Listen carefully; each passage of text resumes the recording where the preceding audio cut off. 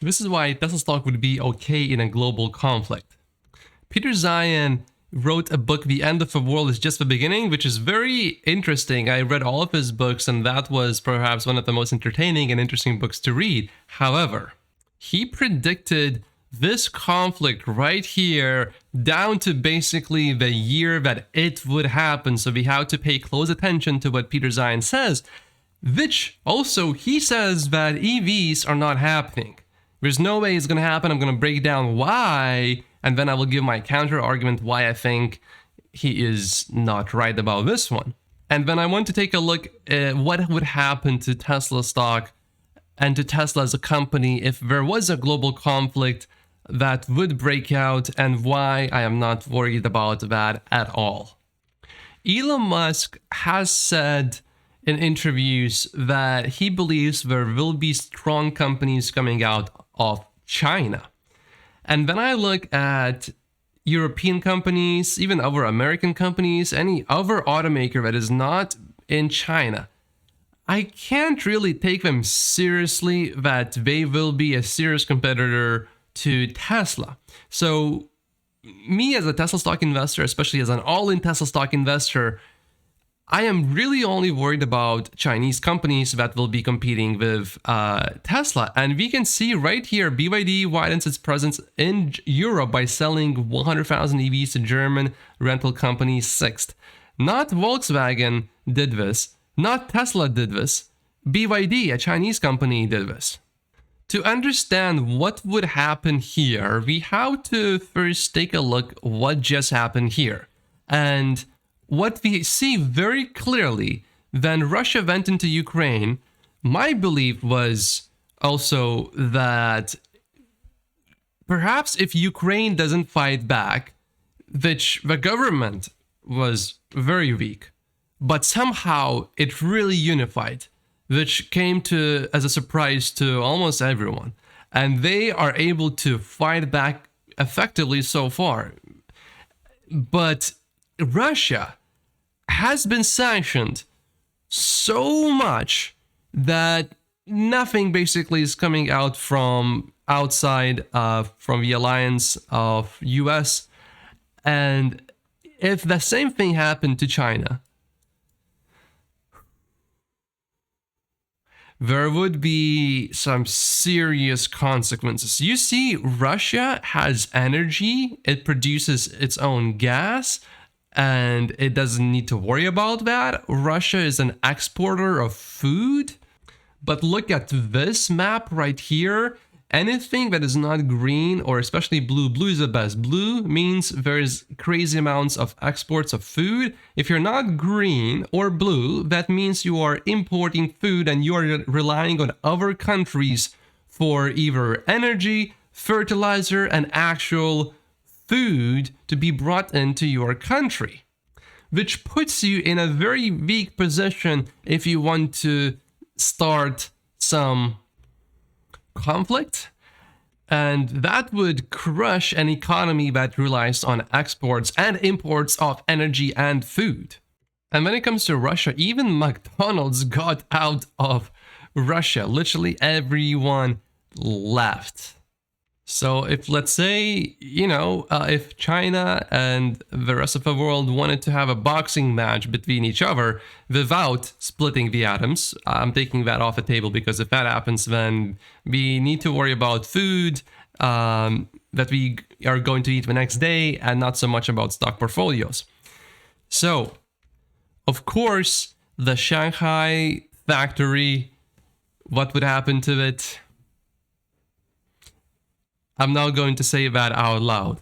But would Chinese automakers be able to sell to the rest of the world? I don't think so. That would be over basically immediately, I think. And in my deep belief, there's no other automaker outside of China that is a real threat to Tesla's dominance. So if there is a, let's say, extended argument, where punches are thrown for quite a few years, the companies within China, maybe they would be retooled to make something else. And if you are only selling to your domestic market, which is a lot smaller than the worldwide auto vehicle market, you're not going to be able to innovate as much. You will not have as much money, as much resources. And remember, China would be energy constrained, food constrained. The economy would not be looking good. So would people be buying cars? The demand would get crushed. There would be just so many issues. Whereas in the meantime, for Tesla, I don't think too much would change outside of China. Not that much. Because also consider this. A lot of the power of a country, especially of the US, comes from controlling the oceans. US has such a big navy that if the rest of the world allied against the US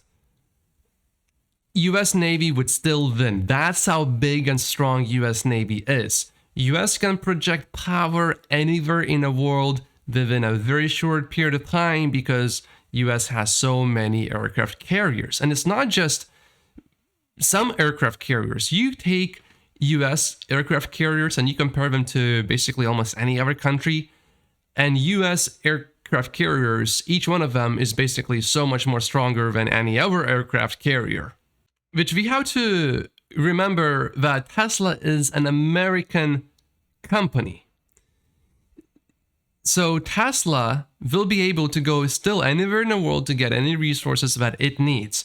The reason why Peter Zeihan says that EV revolution and the green revolution is not happening is because of the resources being so far away from consumers.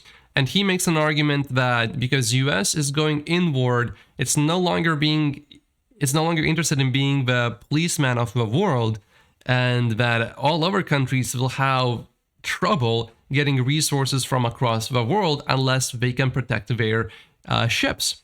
He makes this argument that if just one ship goes down, then no insurance company will ever want to touch that ship or in ships that will go through that route. So shipping would become too expensive. But for the US, I think US can protect its ships no problem. Another thing I would like to point out is that any materials that EVs need, for example, for battery, we only need to get them once. Once we get them once, we can recycle them over and over again. We can recycle them 10 times, 20 times, 100 times more, even more than that. So, and also a lot of it, in the worst case, we can get from Australia. Another thing that I would be assuming is if there is a global boxing match, a lot of the other countries would not be focused on making cars. They would be focused on probably retooling a lot of those facilities. And for US, I don't know if that would be the case to an extent that it would be for other countries, because US is so isolated. It has an extremely strong navy to protect the core of the country. There's no immediate direct threat that's right on the border of US. So for most people, life would continue just like how it did before this global boxing match. Now, if something does happen on a bigger scale over here, of course, the Giga Berlin factory could be forced to maybe make something else that the government would prefer them to make, which is one of the reasons why I am really looking forward to the next Gigafactory being probably somewhere in Canada, Ontario, or Quebec possibly. And that is why I do like more factories in this part of the world, at least for now. And when we look at the history of massive boxing matches of the last century, they last 4 to 5 years. So if it did happen, in those years, basically all of the competition would not be doing too much. However, Tesla, I believe, would still be able to continue working to a certain degree, still innovating and getting still even more ahead. There's already so much more ahead, but the lead would get even bigger. So I understand there would be downsides of potentially losing certain factories in the world, but with more factories being opened in the near future, that concern is lower and lower and lower and lower. And knowing that the competition would be left even further behind if this did happen, long term, I believe that would actually be beneficial for the stock, which is why I'm not worried about this potential global boxing match. Of course, I am a long-term Tesla stock investor. I'm not a short-term Tesla stock investor.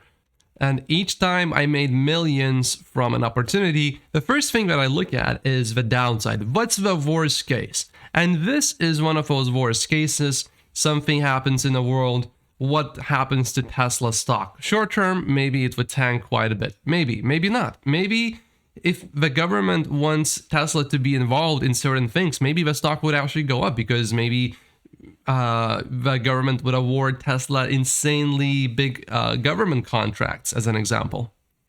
So in my mind, the worst case scenario here is not really that bad, which is why I am comfortable holding just Tesla stock in my stock portfolio. So this is just one of the reasons why I only own Tesla stock. There are 48 reasons in this video. Click on this right now. I will see you right there. My name is Matt Posius. Thank you for watching.